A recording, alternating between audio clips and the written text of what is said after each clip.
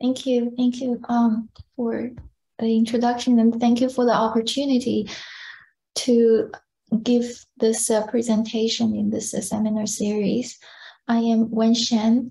I am an assistant professor at the Mechanical and Aerospace Engineering Department with a joint appointment at the Nanoscience Technology Center at UCF. Prior to that, I was an assistant professor at the University of Texas at Arlington. And here today, I would like to introduce my research on biomimetic sensors and applications. First of all, here is my lab. It's called Functional Materials and Devices Laboratory. My research is focused on the design and development of sensors and actuators based on functional materials for a variety of applications, including biomimetic devices, wearable devices, and structural health monitoring, as well as agricultural and environmental monitoring.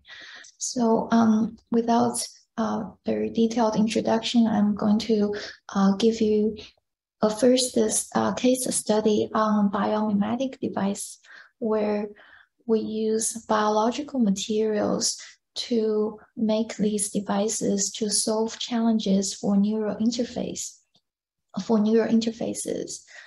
And here we're making these neural interface microelectrodes. These microelectrodes are very useful in neural interface studies and applications.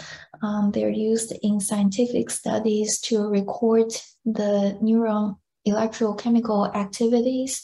The doctors use them to treat diseases, and also they're used for brain-machine interfaces. However, a grand challenge for these neural interface development is that the traditional devices are not compatible with surrounding neuron tissues. This incompatibility is twofold. One is the mechanical incompatibility. So there's a big mechanical mismatch between the stiff device and the soft tissue environment.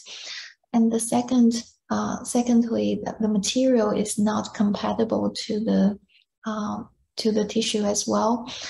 And the result of this incompatibility is a series of foreign body reaction, and eventually cause scarring around the tissue device interface, and that scar impede the electrical signal process movement in the tissue, and then that results in the degradation of signal to noise ratio. So you can see from these examples. So to solve these challenges, people have tried different methods by using, for example, flexible devices, the flexible materials, or biological coatings. But there's still a lot of issues related to these approaches, especially when we need to use these devices for a long time.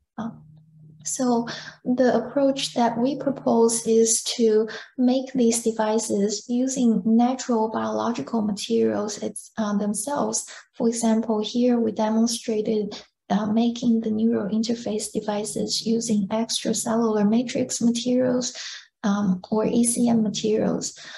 These materials are a group of materials that are secreted by cells to form their environment. So we're hoping that by using these materials to make these devices, the interface can be much more biocompatible, can be more compatible to the surrounding tissue compared with conventional devices. Then the challenge for us is how can we design and fabricate these devices using these new ECM materials, because conventional device fabrication methods are are designed for conventional materials such as metals or silicon semiconductors. But these biological materials, they're very sensitive to a lot of the conventional fabrication techniques. For example, these materials are sensitive to chemicals, UV light, heat, a solvent, a lot of chemicals. The method, so here I presented a series of fabrication methods that allowed us to fabricate neural microelectrodes using the ECM materials.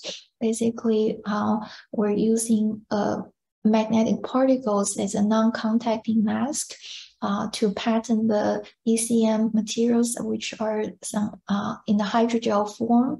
And then we use a multiple contact transferring method to encapsulate electronic structures within these thin hydrogels. And then we align them onto the stainless steel stands that are pre-cut, and then use these steel materials as it has two functions. One, we use these steels as the laser ablation mask. And then also after laser ablation, these stents are used to help with the insertion. So here on the top right are some of the comparison of the ECM microelectrodes that we fabricated and then compared with these commercial devices that are listed on top. Basically, we're able to fabricate ECM microelectrodes that are in the similar geometries compared with the commercial silicon devices. And then we looked at some mechanical properties of these devices.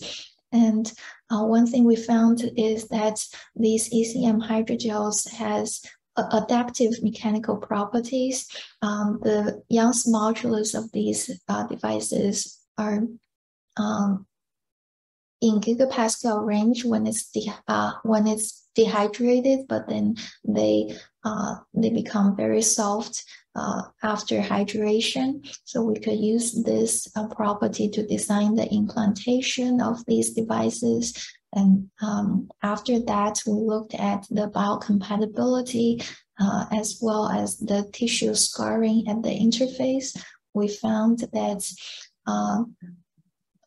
compared with conventional devices, which are causing a thick scarring tissue at the interface, the ECM bioelectrode does not show any these severe scarring at the interface. And then we also designed the electrochemical properties of these devices. And then we are able to demonstrate the recording of various neuron signals, including local field potential, spikes, multi-unit activities, and so on.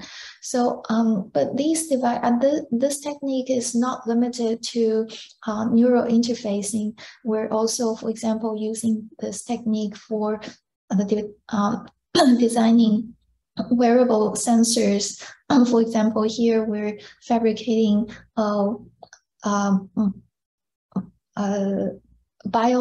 wearable biosensor on top of the ECM hydrogel structures using similar techniques. And then lastly, I want to mention very briefly about some other devices that we're designing, fabricating in our lab. So this is an example of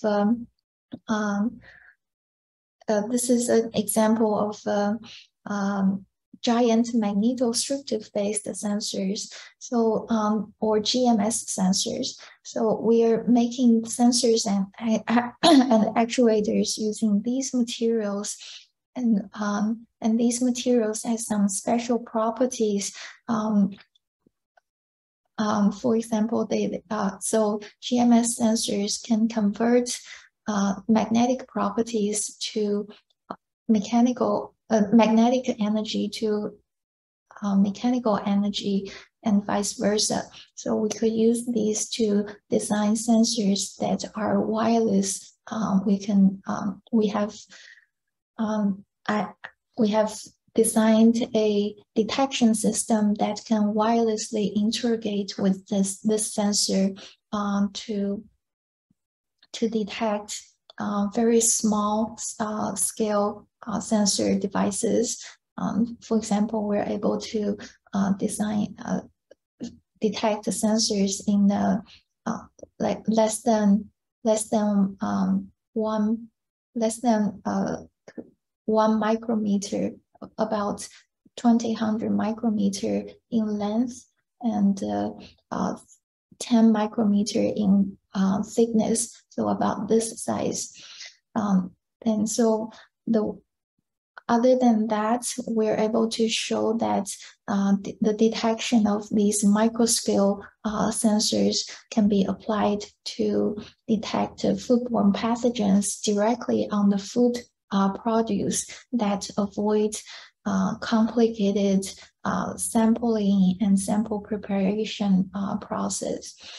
And then we're also using similar techniques for to design spring sensors within structural components, such as composite structural materials.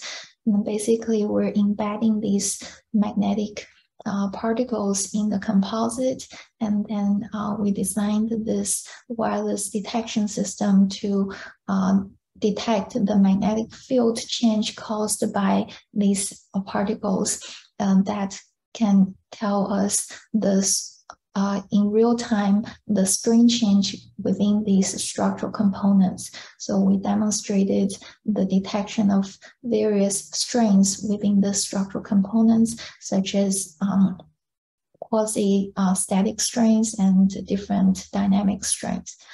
So that in summary, in my lab, I'm designing different sensors and actuators based on functional materials for biomimetic applications, biosensors for agricultural environmental monitoring, as well as for structural health monitoring.